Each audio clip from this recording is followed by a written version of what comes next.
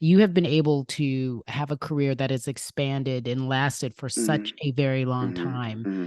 Hmm. Why do you think that is?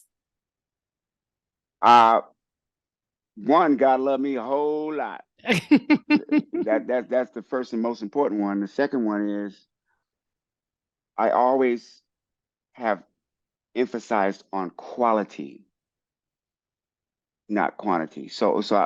I didn't need to be doing 1,000 things. I, I don't need no billions and billions of dollars to do something good. It's a standard. Mhm. It's a standard. So, and I do know that quality sells. You wouldn't think so these days Yeah. because it's not about quality these days. It's about who's more popular. Has nothing to do with quality. So I was raised in an era where being an entertainer, quality was first. What So era I would just you think, call that? What era is that? What time is oh, that? that's easily the '70s. It's easily the '70s. Um, Up to now. But I think the people, any African Americans that were in the '70s, their formative stage was the '70s. So we grew up with a whole different type of music. A whole different type of the society is really, really different then. So we bring those forth. We bring the stuff that we experience forth, you know, and so You that's why. I would agree that you are quality and you always finish well in terms of all your projects. Like you and that most people would obviously bring up and live in color rather. Hmm. Um Hmm. and and so many wonderful comedians, yourself obviously Hmm. included, were born from that special show. How was Hmm. how was it, or how did it feel working on such a project? And did you have any clue where Jim Carrey or Jamie Foxx would land while Hmm. you were all in the midst of working? I had every clue in the world. We were good and we knew it. We just were looking for that opportunity. You know what I mean? I'm Yeah. I'm like I'm like the people I'm from. We good. We know it. We ain't gonna press you about nothing. What's supposed to come our way is gonna come our way, and we got the faith to show it. And that's what it's about for me. I'm on full scholarship from the ones before me. You know, And, so they had already put faith in me. So here I am. And I knew it. We didn't get on the air for 6 months after we shot the pilot.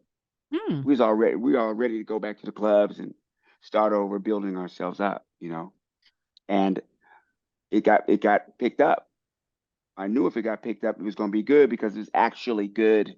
It's actually funny. Funny in a way is expressed by audiences sometimes like this. Oh, that's funny. Hmm. Yeah. Uh-huh. Wow. Sometimes Uh-huh. it's expressed like ooh, but the best way it's expressed is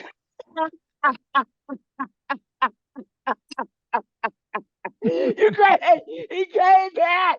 You know, And that's what it was. And that's yeah, exactly what it was. yeah. I, You're gonna I get the laughs. I'm curious, because you were such a part of iconic television. That's Mhm. Americana for me.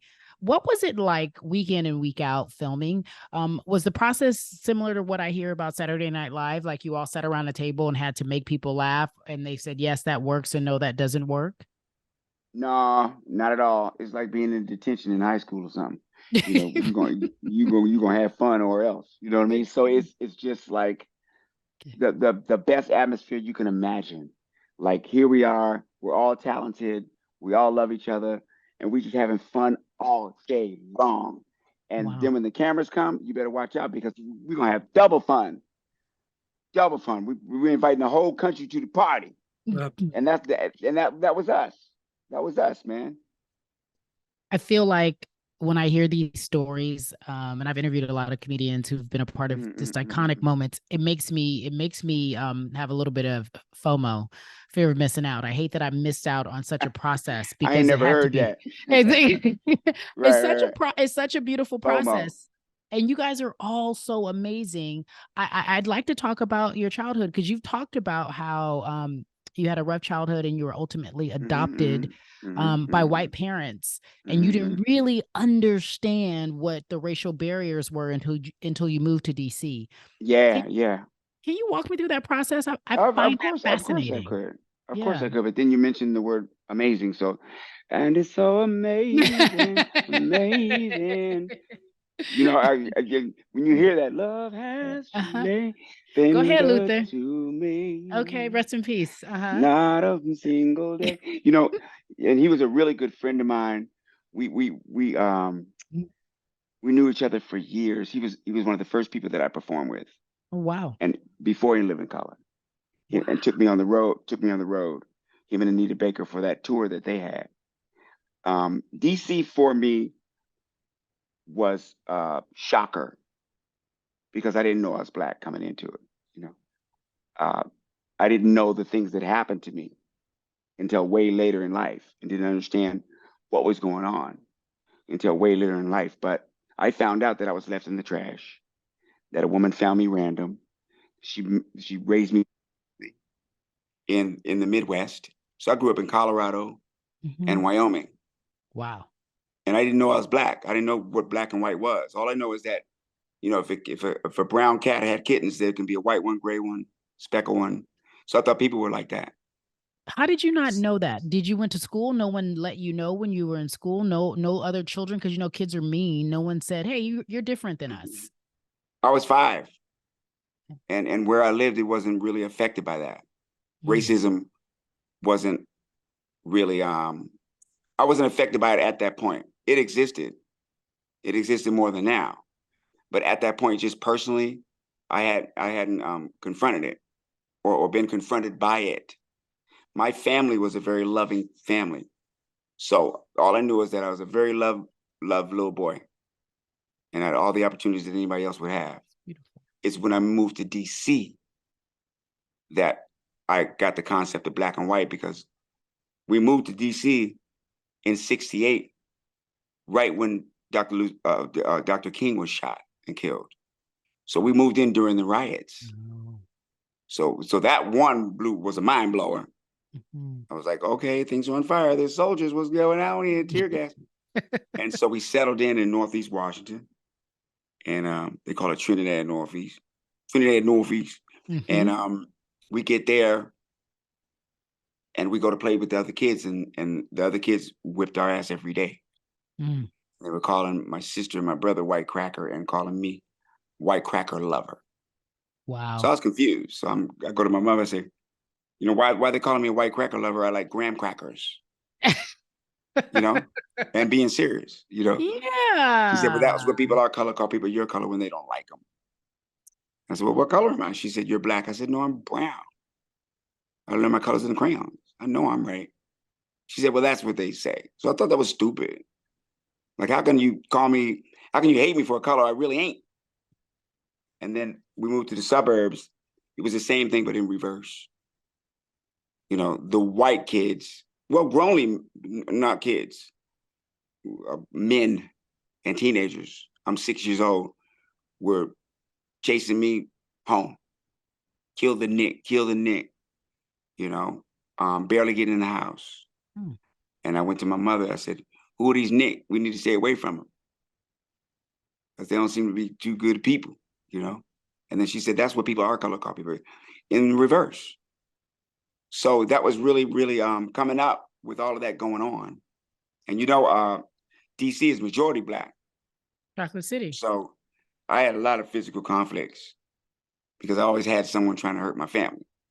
And no matter Mm. how old they were, I had to face them, you know? And it was what I had to do. And it's okay because I still turned out to be really loving, really down to earth. It's what shaped me into just being. I ain't just. You won't get that from me. I'm just a person. No, an African person, a person of African descent. The category is African American, Mhm. and that's that.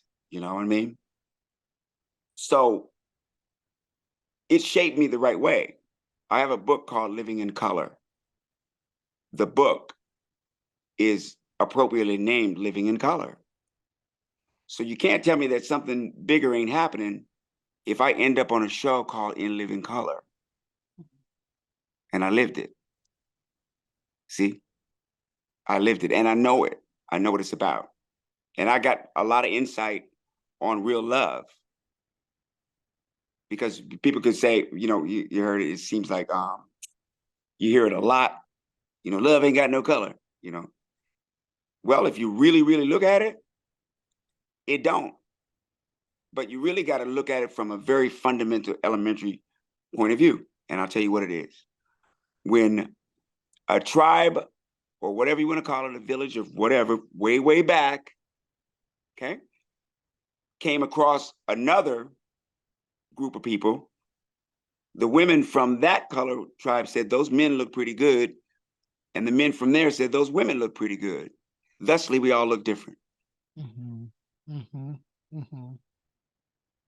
So I don't know if we love each other, but we love something. We love something because everybody is the same. I'm really, really curious. You now have, I feel like, not necessarily it's a full circle moment, but growing up in DC, where you learn the good and the bad of what humanity looks like and how people can be great and how they can be not so great. You now have a new show called The Union based in DC. How do we get back to DC? How do we get back to your roots, if we will? That the miracle that came about in the first place, to go out to Hollywood, which is so far away from the way I grew up and so far away from the DC experience or even the East Coast experience, New York City, Philly. It's just, how could that come about if there wasn't something that was really happening good and that was not temporary, was something that exists. Mm-hmm. Like, how racism and sexism, they're isms. Mm-hmm. They're not wasms. Yeah. You see? Yeah. And, it's an ism. Me and the DC thing. We just is, So to be back makes total sense because the city that I come from has been one of the top African-American cities in the whole country, in the world, since it's been around. Mm-hmm. I can go back to entertainers like Duke Ellington, mm-hmm. Marvin Gaye, to people like Petey Green, to go back, Marion Barry, just outstanding, and many, many, many multitude more of intelligent, family-oriented, professional, or blue collar, but get it done and get it done right. And so this city deserves union. It deserves a TV show. It deserves to have relationships broadcast into the world, especially since the native residents, the African Americans, have been displaced in a way. Yeah. What better way to bring it back together than to have a television show started? But the DC Commission on Television and Film Entertainment is the one who came up with the concept to bring entertainment back to Washington, D.C. on the level that it is in Atlanta. Mm-hmm. And why not? And why not? It makes sense. And I'm curious. You mentioned DCE. Tell me what Union is about. I know this is the very first streaming show of its kind on DCE. So tell me what Union is about in your role. It's just about, it's like the Proud Family. Uh-huh. It's about us being a part of humanity and not outside of it. It's like Africa, where we're from. Yes. Is not outside humanity. We're not like in some zoo. We're a part of humanity. And matter of fact, we created it and the things that sustained it to be able to survive to this point anyway. So if you got Cheers and you got Friends, well, you better say cheers because we're going to be chilling with our friends. You see what I mean? Yeah. And our friends don't just have one race of friends in a major city. Yeah. That's a fairy tale. Yeah. We as real as it go. Yeah. You know, the whole 9 yards. Chocolate City, all the way.